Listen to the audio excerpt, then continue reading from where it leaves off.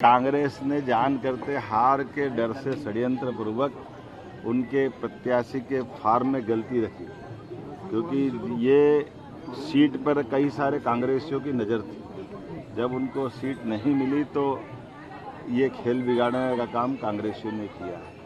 कितनी छोटी बात है, कोई पंच सरपंच का भी फार्म भरता है तो क्या उसके आपराधिक रिकॉर्ड की जानकारी नहीं देना चाहिए?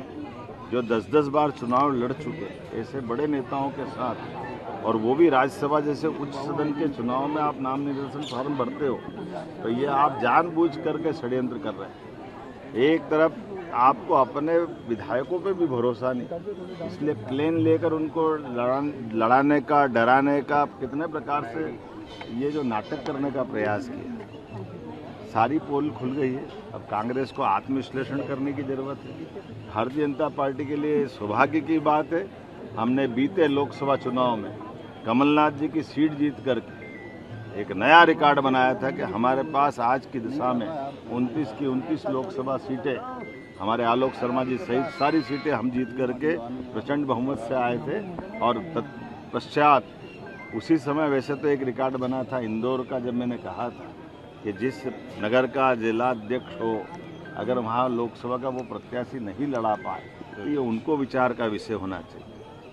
हम अगर ये बोलेंगे तो किसी को बुरा लगेगा, लेकिन ये जो बात है वो यथार्थ है कि जरा अंदर झांक के देखें। जो हम नेतृत्व की कांग्रेस से भी एक अपेक्षा करते हैं कि कांग्रेस के अंदर वर्तमान के जो हालात है कि जो अपने प्रत्याशी का फार्म नहीं भरा पाए, जो अपने विधायकों को एकजुट नहीं कर पाए, जो अपने नेतृत्व की छाप और धाक उनकी पार्टी में अगर इसको एक्सेप्ट नहीं करते तो बीजेपी क्या करेगी? बीजेपी तो हमारे उसी भाव से चल रही है जब हम अपने महेश केवट जैसे सामान्य कार्यकर्ता को भी, एक मल्लाह माझी समाज के कार्यकर्ता को लाकर मौका देते हैं। और हमने अपने राज्य के अंदर भी, राज्य के बाहर भी तरुण चुग जी को मौका दिया, हमारे रजनीश जी को मौका दिया। ये हमारी परंपरा है और एकजुटता के साथ पूरी भारतीय जनता पार्टी ताकत से लगी रही है।